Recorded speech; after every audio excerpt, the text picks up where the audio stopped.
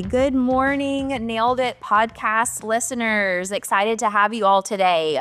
Contractors, if you are listening to this episode and you are having headaches when it comes to marketing, if you're trying to figure out who should be doing marketing, how on earth you're going to find enough time to be able to actually get marketing done, how to get everything organized in one place so you can even make sense of your numbers, then you're in the right place. Today, we are going to dig into getting the right people in the right seats and leveraging technology so that you can streamline your marketing and get the best possible results in 2025. If you're new here, I'm Elizabeth Lytle. I am our head of community at Contractor Dynamics. I've been here for the last 4.5 years. I'm located in Memphis, Tennessee, and I am joined today by Adam Patterson of SMA Support. Adam, how are you?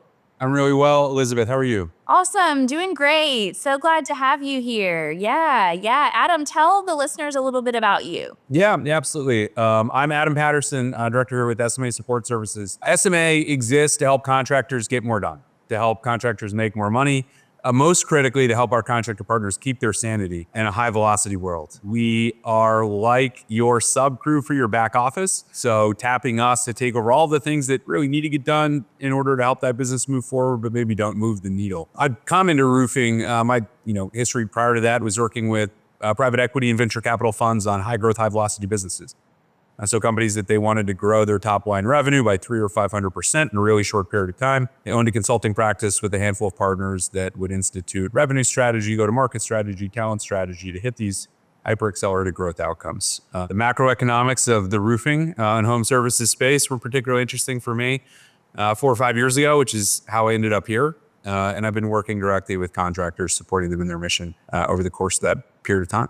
So, awesome. Very good. And thrilled, all things being honest, thrilled to be here. My favorite parts of my week, every week, where I keep my sanity, Elizabeth, I would tell you, is in our arena. I'm so blessed and lucky enough to be a member of the arena in the Contractor Dynamics Mastermind Group. I learn more there just from the vulnerability, from the place, from everything everyone has to share than I do probably in any other aspect of my week, week over week. So extreme gratitude from this side of the screen, certainly to you, to Joe, to the entire team in the arena that adds and shares so much to my week. So, Adam, I appreciate you saying that. If you all are not aware of our Arena Mastermind, that is our mastermind where we have owners and primary decision makers like GCs, and we've got some VPs in there coming together. And that's a really supportive and engaging community. We're talking about leadership. We're talking about personal and professional growth. We're getting into the nuts and bolts of what it means to really own and run a construction company. And we do get vulnerable in there. We talk about the tough issues so that everybody in there is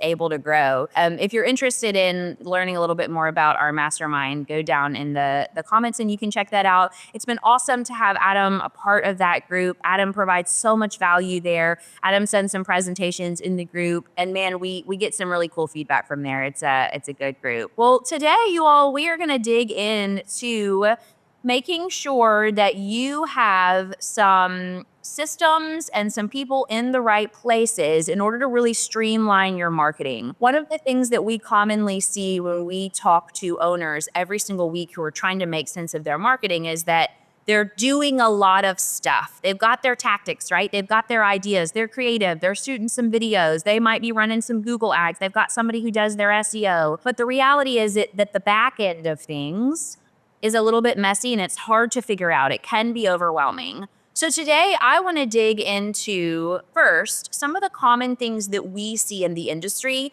that lead to some not so great outcomes when it comes to marketing.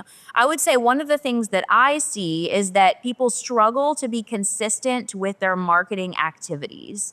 There's many different reasons for that. But Adam, I'd love to hear some of the common things that you hear in the industry as well. Yeah, you're right. And that's the one I would tell you, Elizabeth, that always kind of shocks me, right? I mean, I remind contractors all the time, you're not really in the roofing business. That's not what you do. You're in the brand and the reputation industry, right? And the byproduct of being in the brand and the reputation industry is that you help homeowners with their roofs when in need. But you're not really a roofer. The most critical thing that you can do in your marketing work and your brand outreach and your brand development is be really consistent. Both in the archetype of the type of message that you send to market, right? But in how you deliver that message. And I see so many disjointed marketing messages all over the place with folks that are either really inconsistent in what they post, right? So I don't really get a good sense of what your brand voice is, or worse yet, really inconsistent in how frequently they post. Well, I don't get a sense that you really want to consistently engage with market.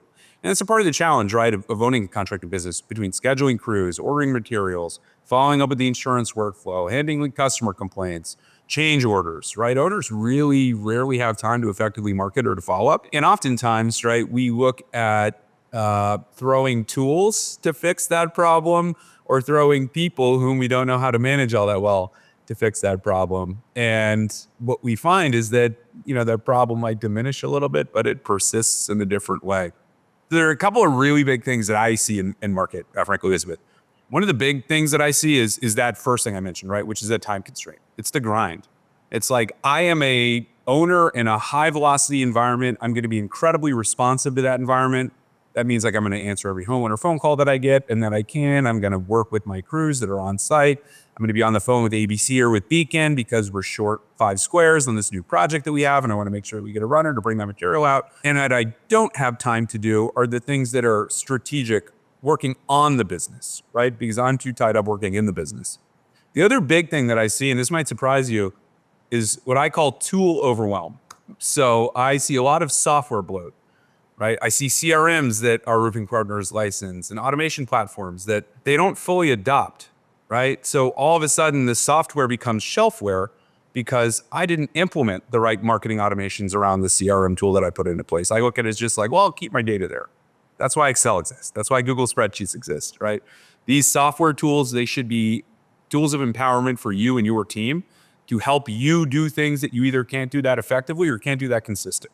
And what I see very frequently is I've got this pain, this symptom, and I want to address that pain or that symptom. So I'm just going to buy this tool. Yep. And then I'm going to wait 6 or 7 weeks and not figure out how to use it the right way. And then it's just going to sit there. And next year, maybe I'll redo it. Maybe I won't. But what it won't have done is accomplish the reason that I licensed it out of the gate. So. Yeah, that's big. I love that software becomes shelfware. That's so true. We've got a client who, when they came on with us, we were talking to them about how kind of in our customer journey, before we're going to help you make social media more beautiful, before we're going to dig into your Google Analytics, before we do any of that, we have to assess what you have in place, what tools you have, and what we can actually utilize to make everything connected so that we have everything in one place. And then once we get leads in, are we handling them well? So we did an assessment of what they had, right? So their people and then their systems.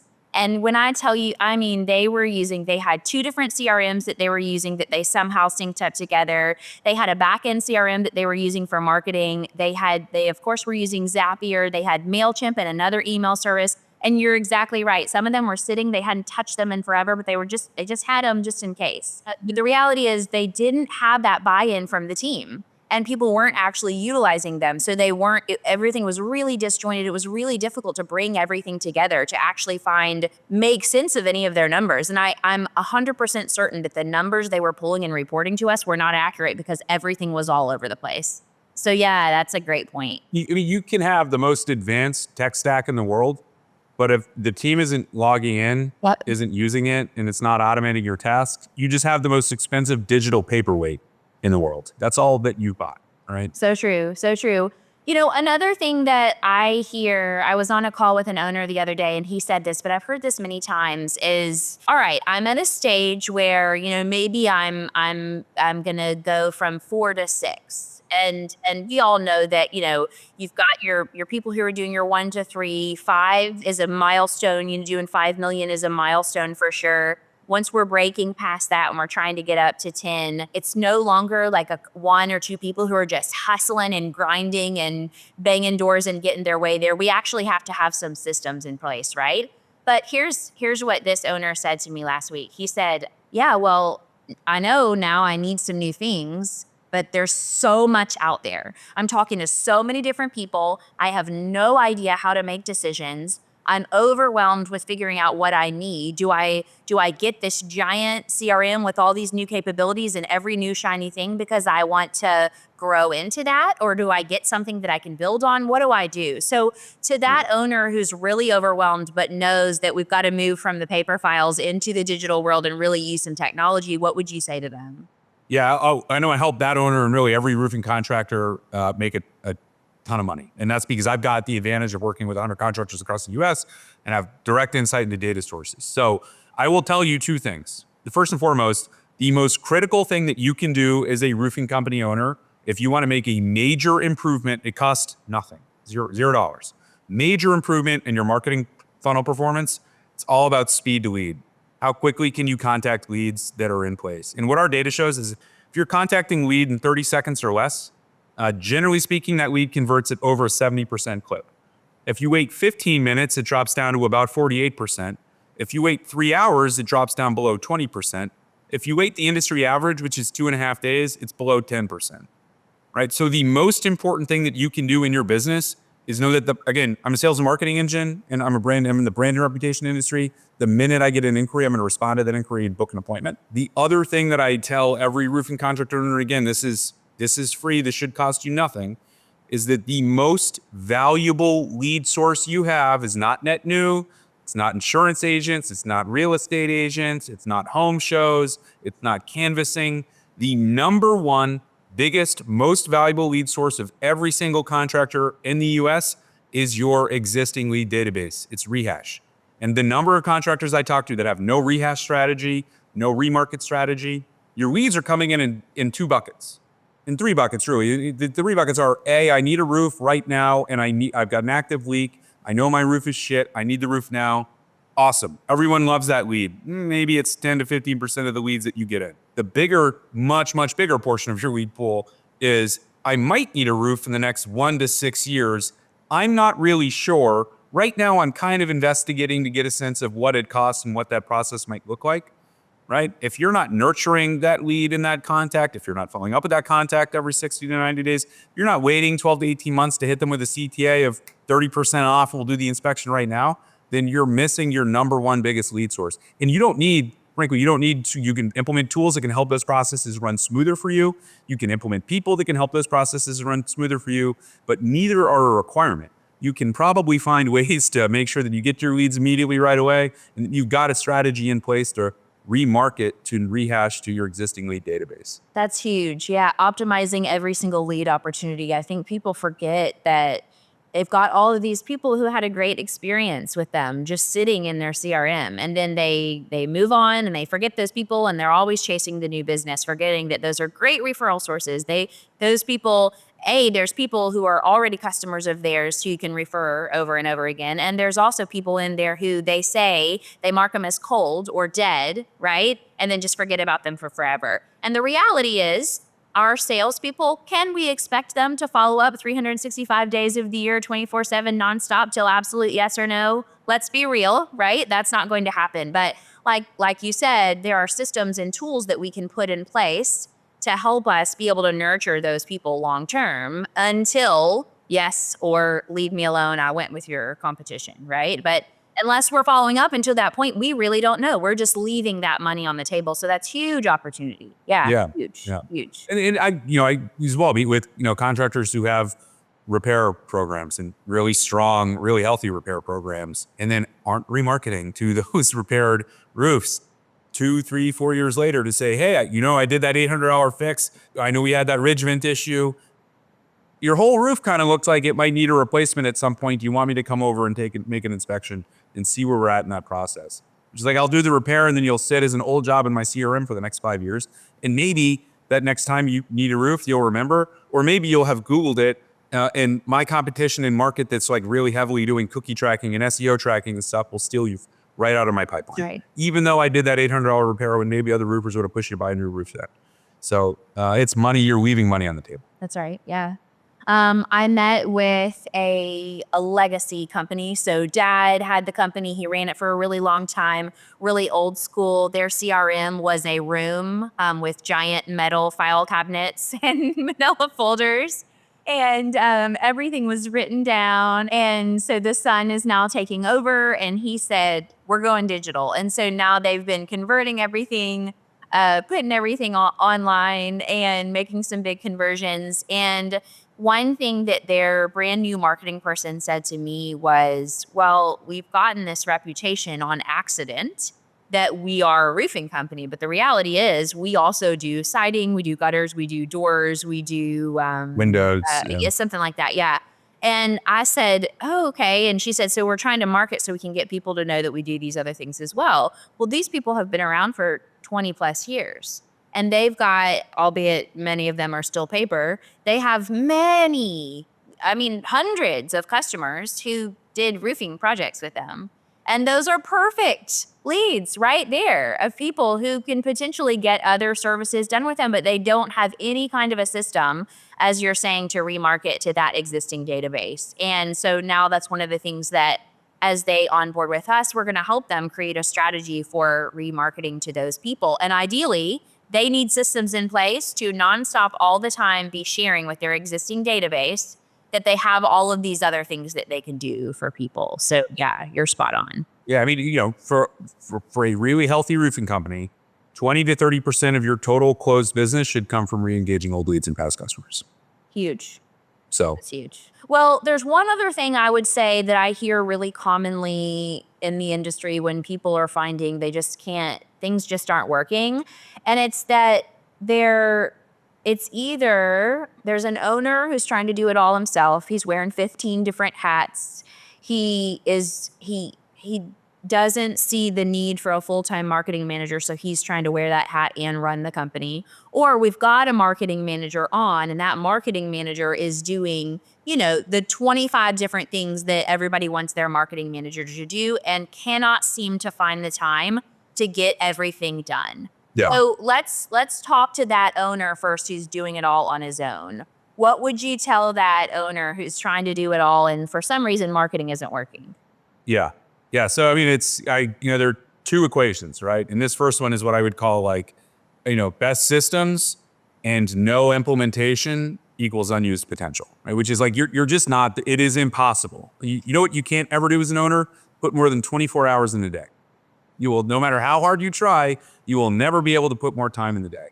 And there are things that are, critical requirements of you and your expertise that frankly only you can do. The reality is marketing, it's easy. It is a revenue generating activity and it's business critical for your long-term success. But that revenue is sometimes it can be more arbitrary and it's easier for us to think hey, I'll put that off. Right, I got to get this warranty registered. I've got to get this back to the desk adjuster who's asking for pictures of the fascia damage. I didn't submit that with the original file. This homeowner's got a curiosity about something that went on in the ridge vent in the home we built last week, right? Or I'm getting a complaint from this owner about the decking we had to replace that we didn't expect to. I'll just deal with these things now because I see them. They're in front of my face. I know how to do it. That's easy. Psychologically, right, with human beings, we're conditioned to seek out work we know, we're familiar with, and we know we can be successful at. So oftentimes, a lot of roofing company owners, they don't have direct experience or backgrounds in running marketing programs. They don't have experience and backgrounds in managing digital marketing programs, managing digital marketing strategy. So they're more likely to shy away from those things because they're not as confident that they can be successful doing them long term. It's your brain's way. It's what I call evolutionary baggage. It's your brain's way of tricking you. We like to feel endorphins. We like to feel oxytocin. We like to feel all these things that we get when we have that successful, I checked the task off, I did it and I can move on. When we're not comfortable in the task we're asked to do, we're less likely to have those feelings. So our brain moves us away from doing those things. That one is, I always look at you got to really be able to work on the business as an owner at least 2 hours every day, at least minimum. And in that 2 hours of on the business, up to about your $5 million in revenue threshold, a lot of that, if not all of that, should be marketing strategy, right? You're building the foundation of the company. You're building the foundation you're making yourself, to use your words, 5-out famous. And if you can't do it, if you're not finding those 2 or 3 hours a day to work on your business and build that brand image, then you've got a different challenge that might be existing. It's, I'm overly responsive to the demands of the business as they exist today, or I've got too much tactical work coming in. I'm more valuable than doing $20 an hour work. right? I've got to find someone else to take care of the tactical so I can focus on the strategic. That other owner, when you were talking about, that one is, hey, I hired the marketing manager, but I don't have any process. Best people and no process equals chaos. 1,000% every time. Even the smartest marketing coordinator or business manager in the world can't thrive if the daily tasks that you're asking them to do have no structure and no accountability. Having a dedicated partner who monitors process and process compliance is critical, and having a set of accountabilities built into the work that you're asking this person to do. This is what we need done. This is what done looks like. And this is how we're going to tell whether or not we were successful in that attempt. Without that, don't even start. Right? That's like step one. That's right. That's huge. One thing that we hear here at Contractor Dynamics, because we're working with, I would say 65% of the clients that we work with have a part to full-time marketing manager in their business. And then there's the owner, right? And sometimes people will come to us and say, oh, thank goodness, we found somebody who's going to take care of our marketing manager. We're just going to give them to you. You guys just make sure they do the right things. Yeah. And what we say every time is, if that is what you're looking for, to just release your marketing manager and not have any accountability and not have to talk to them anymore and just lean everything on them, then we're not going to be a good fit for you. Because what is required for that person to truly drive revenue and to function as a decision maker and to be able to really be successful as a marketing manager, they need you, the owner. They need your brain. They need to extract the plan from you. They need your vision. They need accountability. They need to understand what you want the company to look like, what the brand voice is, how you want people to talk about your company when your people leave the room. They need that information from you on a regular basis in order to be successful. So it's important that you've got some real structure in place. Now, if you're an owner and you're thinking, well, I don't know what they're supposed to be doing, I don't know how to put that together, that's okay. You don't have to be a marketing expert for that. But they need that information from you and those meetings on a regular basis. And then, of course, having some very clear, here's what we're focusing on daily, here's what we focus on weekly, here's what we're focusing on monthly. That way, over the year, we're able to track. Are we off track? Are we on track with our goals? Are we generating the leads that we need? Are we getting the followers, the engagement, the website traffic that we need? That way, again, week over week, we have that accountability. We have that clear tracking. We are all on the same page. But without that, it's really difficult for marketing managers to be truly successful. Yeah, it's impossible. And I would tell every roofing company, and you just described to a T exactly what happens, i.e. the business is too big. I can't do this myself anymore. I don't really know marketing. This guy should know it, so I'll just have him build in my systems and my product, right? Like that's kind of the tendency what happens. And then it's cool. Well, now that guy's in place, so I don't have to think about this anymore. If I get a question about it, I just go to him, right? And that guy or gal is kind of sitting there like, well, what am I supposed to be doing? Where are we headed? What role does marketing play in helping us get there? Every single company owner, before you hire your first marketing director, manager, anything, before you fill that role for the first time, you've got homework. That homework is to go find five people that work in marketing leadership positions in your network, in your friend's network, in your wife's network, and spend 20 minutes on the phone with each of those people to ask them questions. What should I know as I'm heading into this? Hey, what do you think I should ask this person as I'm interviewing them? What do you think I should build as success roadmaps over a 90, 120-day period? What is like successful onboarding? What resources should they have in place? It's okay to not know the answer, to not have the answer. It's commendable to not have the answer most of the time, but go find it before you bring this person in and figure out, we're just going to learn it as we go, right? Know what you need to know before you head into it and then begin to craft. Okay, now that I have that piece of data, right, what does the next step look like? That's right. Yeah.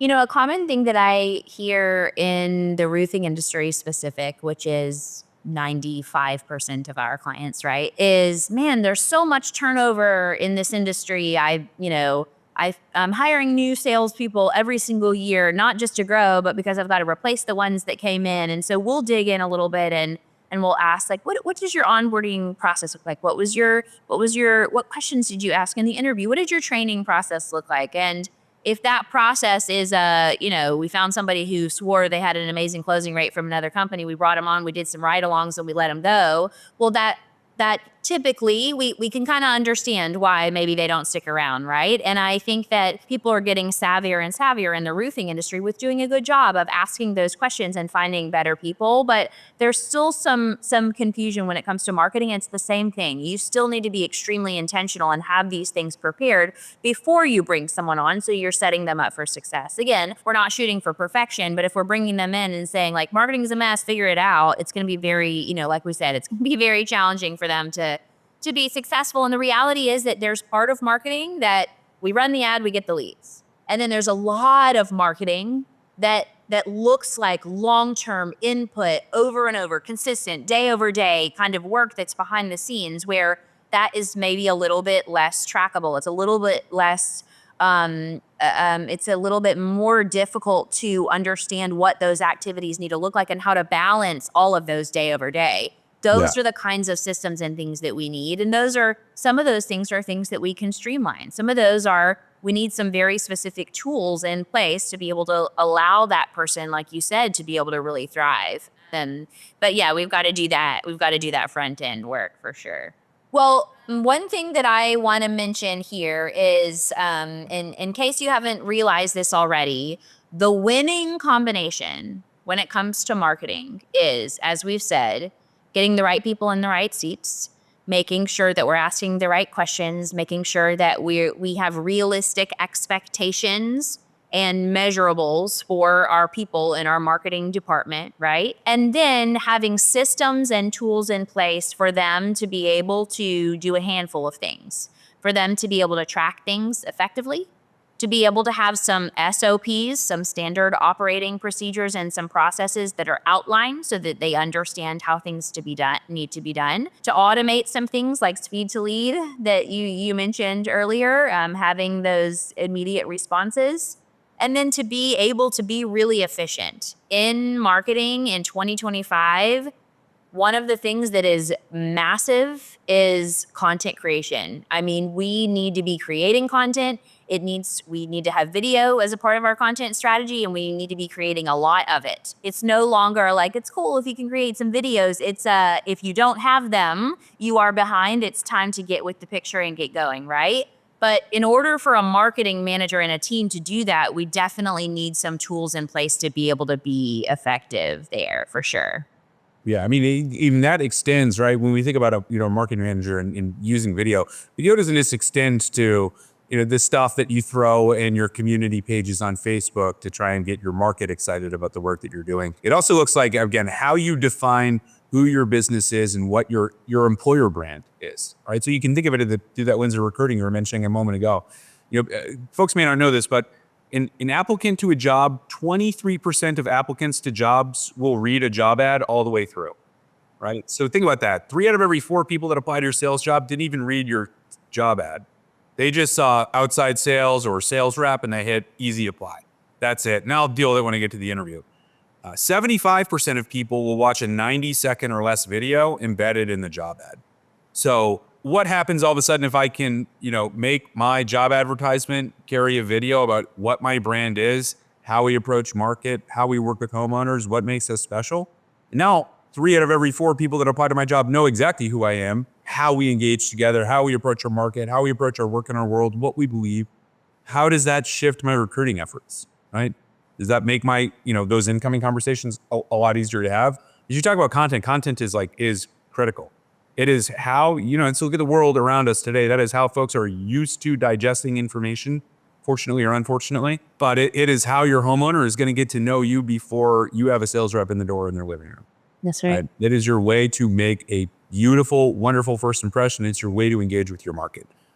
And if you're not posting video that lets people get a peek behind the curtain to get an understanding of who you are, then you need to start tomorrow. I mean, it's a business critical thing today, current state.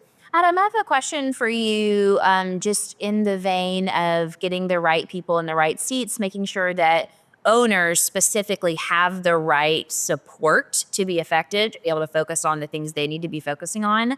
With SMA support, what kind of questions are you all asking to be able to match people well with finding the support that they need in terms of right people, right seats? Yeah, it's a good question. One of the things that we do, and we do specifically, is we unpack as much as we can the jobs and the roles. So again, SMA, think of us as virtual assistants that are trained and dedicated in exterior contracting and home services. So we take our staff, we teach them, we hire less than 3% of our total applicants. We do cognitive and behavioral testing in the front end.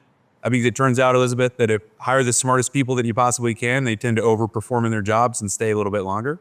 And if I get an understanding of how they're wired behaviorally, what excites them, what drives them, what feels compelling for them, I can align them to roles that touch those behavioral drives as much as possible moving forward. So what we try to do is we unpack and map what that job looks like. So we get an understanding of, how consistent and responsive are we going to be? Or how proactive do we need to be? How comfortable with failure do we need to be versus how trying, daring, challenging do we need to be? When we map the jobs and we look at the behavioral drives of our, staff that we have in place, as well as, direct experience. Hey, do you have experience in Google AdWords? Do you have experience in SEO? Do you have experience in meta ad management?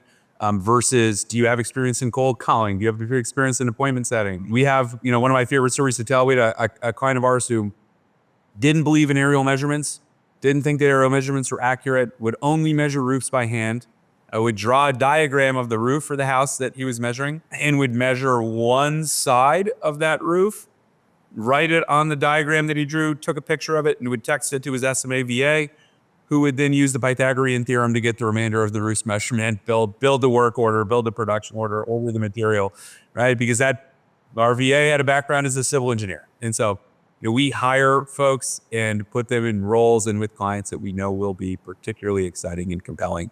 He was thrilled. He loved it. If you asked me to use the Pythagorean theorem to do the remainder of a roof measurement, to do a material order, I would stomp out the door immediately, right? That ain't happening. That's very cool. Yeah, yeah. But I love that I'm one thing that I'm hearing that I want our listeners to hear is how incredibly intentional you are about the people that you're bringing on.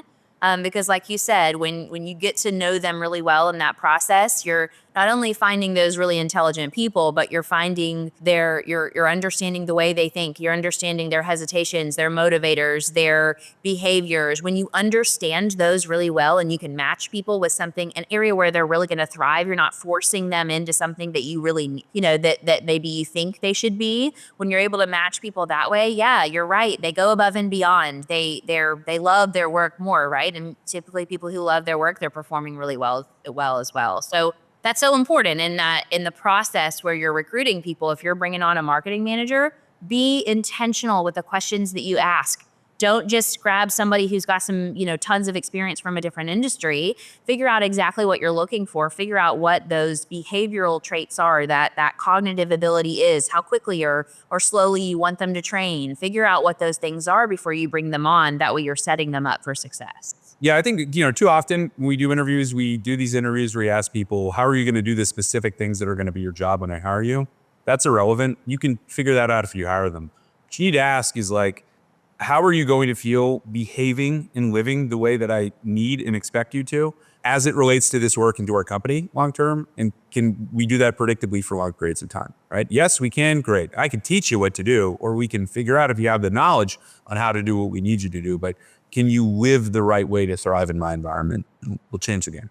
All right. Well, let's assume now that we've got the right people in the right seats. Maybe we're an owner and we've got a virtual assistant now who's helping us with some of these things. Or maybe you're an owner and you have a full-time marketing manager. So we've got the right people in the right seats. Let's talk about some specific tools, some systems and things that we need and some of the benefits for making marketing really work. I'll name a few that some of our most successful clients are using. And then Adam, I'd love to hear if you have any recommendations as well. Yep. One of the big things that we know with marketing is if we're not making data-driven decisions, we're just making marketing decisions based on what falls across our computer that day or what our buddy down the road is doing that seems to be working, then we're not going to meet our revenue goals or our profit goals. We're going to struggle. We're going to waste money. So that means that Having data is extremely important.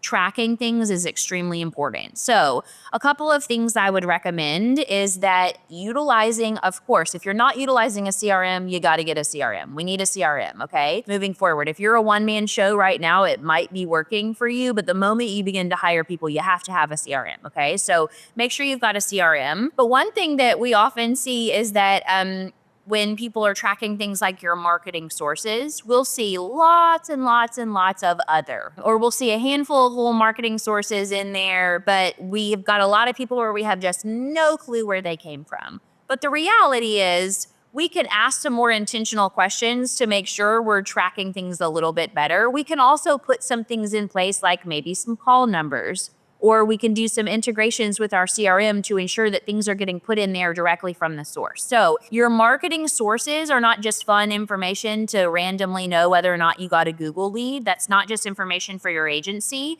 You need to be intentional about those. That means, for example, past customer referrals are not the same thing as those referrals that you get from your realtors and your agents and your landscapers and your, roofing adjacent service contractors, okay? So we want to separate those because there's some relationships we might want to nurture based on that information. Facebook or social media, for example, your social media ads are different from your social media organic, right? And we want to know the difference in those leads. Those are things that we should separate. So we want to be intentional in our CRM with our marketing sources of moving things around. That way we've got that data. So that's one of the ways that we're going to streamline some of our tracking. The other thing I would highly recommend when it comes to tracking is something like, and you all may have heard of this before, especially if you all are EOS junkies like we are, Entrepreneurial Operating System. Look it up if you haven't heard of it. Is 90.io. Have you heard of 90, Adam? So I know the founder of 90, Benj Miller. Okay, very cool. Very cool. Okay, well, we love 90 here at Contractor Dynamics. Many of our clients are utilizing it now because because we run on EOS, it's very smooth. It follows that process. But here's what we're utilizing 90 for. In our weekly meetings, we are able to look over the key measurables, the data that we need in order to know whether or not we are on track or off track week over week over week for our end of the year goal. I highly recommend having something like that where you have a key set of measurables and metrics that you're looking at on a weekly basis to know whether or not you're on or off track. And here's an example of why you absolutely have to have something like that. A couple of months ago, I met with an owner of a very, very large roofing company, one of the largest roofing companies in America, okay? They're doing over 100 million, multiple locations across the country. What they found is 8 months in to a relationship with an agency, oh my gosh, we realized we're not generating leads. Well, here's the problem. We should not be discovering that 8 months in. If we want to streamline marketing and get good results, we have to be tracking more regularly. We have to be looking at our numbers more regularly, not blindly like, oh, an agency is handling that for us. So something like 90, where we're looking at those measurables week over week, are going to help us catch things sooner, analyze, and then adjust sooner. So in terms of tracking, I would say get things right in your CRM and use some kind of a system similar to 90 to be able to look at measurables week over week. Any recommendations on the data and analytics side of things, Adam? Yeah. So we do a lot of that, right? We build dashboards and dashboard visualizations in terms of marketing funnel performance, so you can know, hey, like we just started using Roofing Calculator. Am I getting my investment in Roofing Calculator? Does my set rate look the same as my other lead sources? Does my show rate look the same as my other lead sources? Am I getting the lead volume that we need to justify this long term? Or 6 weeks in, can I say I spent 20 grand on that and I got 3 roofs, but I'm spending $3,000 on this Google AdWord campaign and I've got 15 roofs. So maybe I need to double down in this area and shy away from that additional spending. So yeah, I mean, I look tracking your data. If you aren't regularly, weekly revisiting those data points to get an understanding of your top marketing funnels, there's some seasonality to that too, right? The things that work in June aren't always necessarily gonna be things that work in September. How you reach out to homeowners in July is not always the same way that you might reach out to them in October or November. When things like Nextdoor become more heavily used by homeowners with kids going back to school, with questions about repairs to home, when people are sitting in their house and they're not on Cape Cod or Florida or Arizona, right, in the course of the summer. So Yeah, figuring out what pathways work, tracking those pathways, I think is always really business critical. In terms of tool, I think, again, I would back up, and my big key recommendations, rehash is the hidden gold mine in every single contractor's funnel, and you can't ignore it. And speed to lead is critical. Even a few minutes delay can cost thousands of dollars of revenue. So, I will say the one contact automation platform, CRM, that, we've seen our roofing clients work with that they've been thrilled with. It's the only CRM we've not heard a single complaint around, has been ProLine. And in part is because ProLine builds in a lot of those contact automations so that you don't have to have a team in place to do that, right? It's not dependent. If you're up on a roof meeting with an adjuster and you get an incoming phone call or you get a lead form fill out, you don't have to pause that adjuster meeting to send an email to the homeowner to say, hey, can we meet tomorrow? That's happening right away for you. So, again, whatever you can do and implement to emphasize your rehash and embrace your speed to lead, those are going to make the biggest impacts in the performance of what you already have in place today. That's huge. I met with a contractor yesterday who was trying to figure out what on earth CRM he should be using next. He started with something. He absolutely hated it. He realized that it was a CRM that doesn't play well with other systems. It was a CRM that he felt like he was getting really nickeled and dimed. He needed someone to babysit it at all times to be able to make it work. And he was looking into ProLine. And he mentioned there were some features like that were really attractive to him. And yeah, that's big. And when you're talking about speed to lead, there's a couple of different things there that I would mention you all. Marketing and sales cannot operate in separate silos. Marketing and sales go hand in hand. The most effective marketing people collaborate consistently and effectively with sales. The best sales team gives feedback to marketing so they can get better and better results, better and better leads. They're on the same page. Their message is the same. They're working really well together. So if you're a marketing person and you're thinking, well, that has to do with sales, that doesn't really have to do with what I'm doing, please realize that is a massive part of what you need to be doing. So you need to liaise with the sales team and get those kinds of things in place. Use your CRM to make sure that you've got some automations in place that are helping you with the short-term nurture. And then if you need to be doing some long-term nurture and your CRM doesn't have that capability, get Zapier and find another system to be able to do that. Use Hatch or Chirp or Active Campaign and make sure that you have that long-term nurture moving forward. That is going to help you as the marketing manager drive more revenue. And that is building value for you in the company. So ensure you've got something like that in place. If you're a marketing manager, by the way, you absolutely want your data sources so that every time you inevitably hear from a sales rep that your new marketing source or lead source is shit, that you've got data that can prove them wrong. Because that conversation's coming. And it's a whole lot easier to have that conversation if you got data that proves them wrong. So yeah, track your marketing funnel performance and do it consistently. That's right. That's big. The other thing I want to mention in terms of kind of streamlining things from your marketing seat is we've talked about this a lot. You guys are going to hear about this in the next couple of episodes on the podcast as well, is content creation. It can get overwhelming. How do we create all the content that we need? Are we seriously supposed to be posting every single day? Well, I've got all these videos from the team. I've got to edit. It's overwhelming. So I get it. You're editing images, you're creating graphics, you're chopping up videos where people are using selfie videos and they're chopped up and you've got to add B-roll in and there's a lot of work to be done. You're adding captions, you're adding music, you're putting your logos on, all of that. Then you're having to write the actual text for that, poster, that reel. So it's a lot, right? And we want to be able to utilize technology to be able to speed up. One tip I am going to give you is this. If you are using ChatGPT to help you write some captions, write some blogs, put some emails together, if you are using any kind of AI platform, people are getting better and better at this because AI is not, lots of more people are adapting and using AI.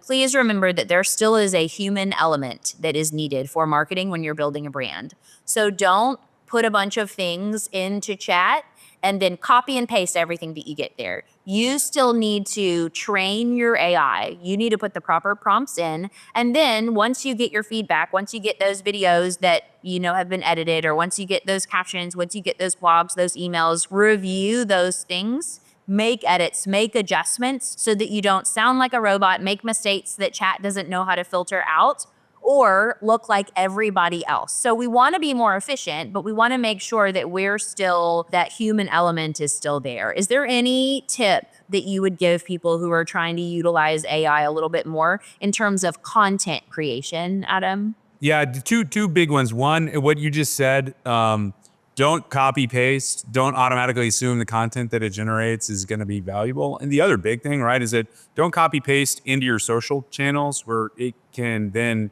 tell that you've pasted something from an outside source, retype it every time.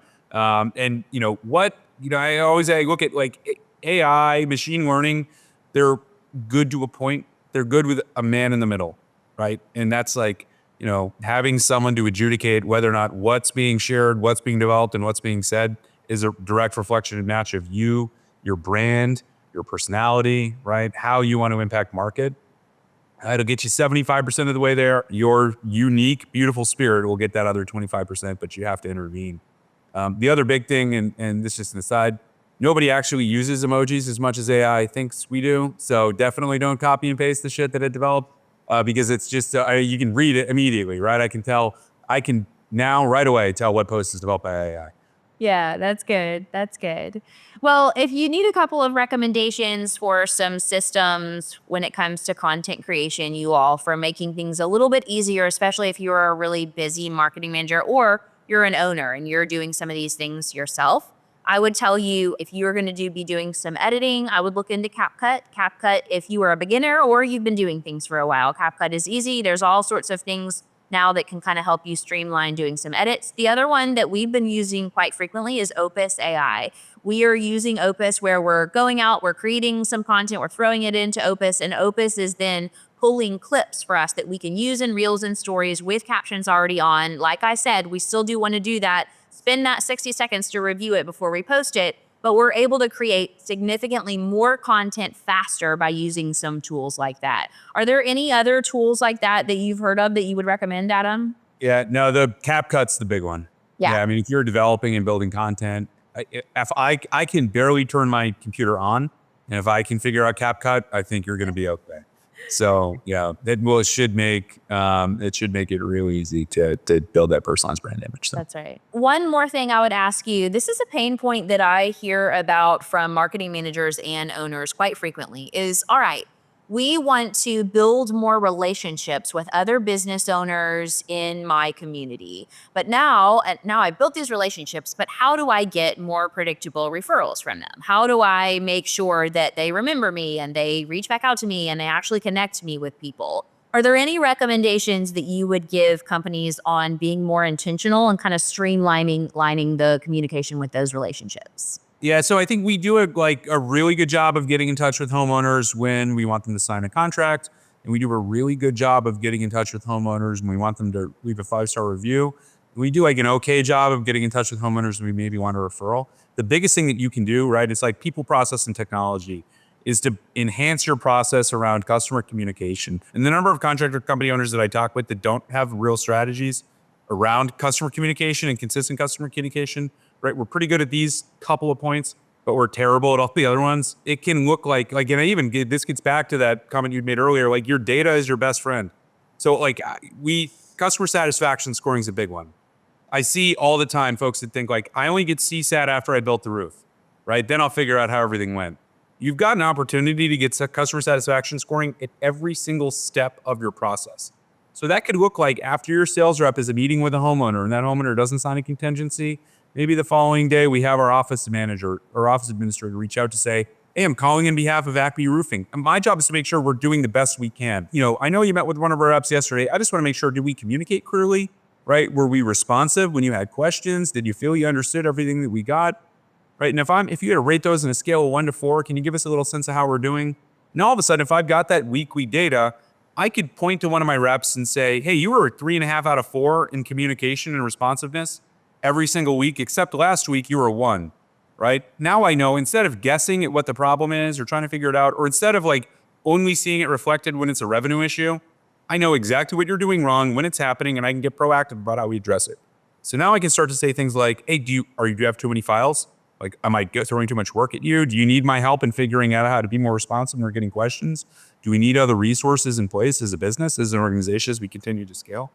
So I'd say, A, make sure that your contact strategy is great. Make sure that you're touching your homeowners at every step of your sales process, that you're touching them. Hey, the day of build, that I'm communicating with them as we do the teardown, and telling them when the crew's going to get there, what to expect in the morning, what that's going to look like. They're getting 2 or 3 phone calls from me at every step of the day. Hey, we took your old roof off. Great news, your decking looks fine. We're going to start the new underlayment install now, right? This is what to expect and when I would expect that job to be done. That's the big one, right? Again, you're in the brand reputation and communication industry, so lean in. Yeah, yeah. If you have an outlined, documented process, that is what we do. When someone doesn't move forward, we make that phone call. And then we take the information from that phone call and we report that back to the team. And the marketing team and the sales team can take that information and we can do something like that, right? If the information we're getting back is, well, people thought we were giving them something that they didn't get or something like that, that's great marketing content probably, right? If it's that there's something going on with sales, perfect. So glad we have that information. Now we can do some training. We can adjust, like you said. We can make sure that we have everything that we need for that team to be able to really be effective. The other thing is that when we have that all outlined like that and we streamline that, like this is what we do every time. When this doesn't happen, this is what we do. When this does happen, now they get this series of text or emails or a video from us outlining all of these things. It makes it easy. We don't have to think about it anymore. Those things are put in place where people are getting nurtured. So that having that outlined is a beautiful way to have everybody have a lot less headache throughout that process. We forget this, I think, at times, right? But the most important investment every one of our homeowners will ever make in their entire lives is their home, what we're working on, right? You can't over communicate as it relates to a person's life savings, like a person's family dreams. There's not too much communication I can get in that world. That's right. Yeah, that's big. Awesome. Well, this has been great information, Adam. Some final thoughts here for all of our listeners. We know that there are 2 key ingredients to really making marketing work, and that is we've got to have the right people in the right seats. We've got to have some processes and leverage technology to make those processes really effective and efficient. And when we have those 2 things in place, as long as we're executing consistently, we're going to be able to see success with marketing. But it's that consistency and that patience, right, to be able to see that work. Are there any other final suggestions or recommendations that you would give our listeners on this topic? Yeah, I mean, I think there is a bit of an evolution. What you'll always want to ensure, right, is scalable growth. And that exists both within your people and in your tools that you implement, right? Will this person develop and change into what I need them to be as a marketing leader at a $10 million business, at a $50 million business, at a $20 million business? If I think there's a gap to being able to do that, is that something I can work with them on being able to close by getting them new skills, by getting them involved, in groups and peer learning and sharing? And similarly, your tools should work the exact same way. Right? Unless there are a handful of contractors out there like, I just want to build my $3 million roofing company, just me and my wife, and that's it. You probably don't have that concern. For the rest of those entrepreneurs, are out there building their 10, 15, 20, $30 million roofing companies. Yeah, your people and your tools need to scale. So we hired 5 million. It doesn't have to be the same person that's going to be there at 20, but you'd hope that they would be. And if there are gaps between what you need out of a marketing manager, that next revenue threshold, know what those things are proactively and help to close those gaps.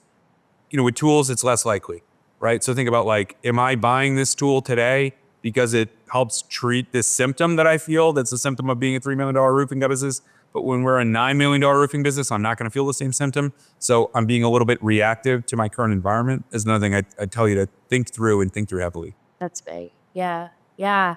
Awesome. Well, contractors who are listening, thanks so much for spending your time with us today. If you are trying to figure out how to get the right person in the right place for your marketing, if you're trying to figure out what tools you should be using, what technology you should be leveraging, then reach out to us. We are here to support you. We are working with contractors all over the country, week in and week out, commercial, residential, insurance, restoration, retail, and we are boots on the ground working through leveraging these kinds of things to really make your marketing work and crush your sales goals. So I would like to ask you a few questions, Adam, in case people would love to be able to connect with you. So give us one more time how you all are supporting the industry and what contractors are going to get from SMA Services. Yeah, it's a great question. So again, SMA is your back office efficiency.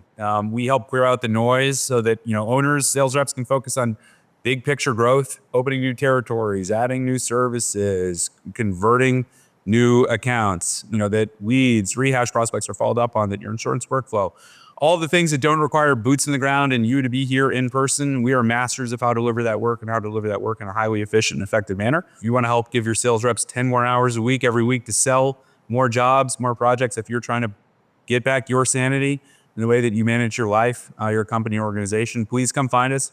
We'd love to have a chat. And even if we don't work with you, if we can guide you in the right direction, point to some real ways that we can make an impact. You can make an impact in your life just through shifts in your operation. We're happy to do so as well. So we are SMA Support Services. You can find us all over socials. You can find our website at smasupport.us, and would love to have a conversation with anyone that wants to pick our brain. Awesome.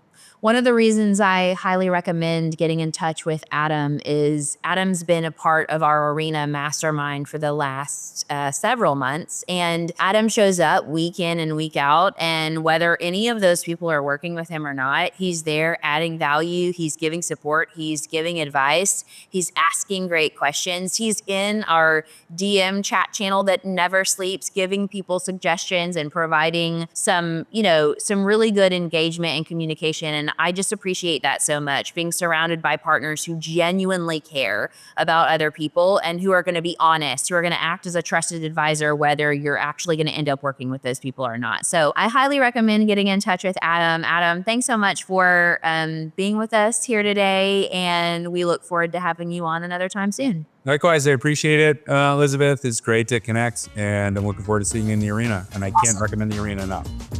Awesome.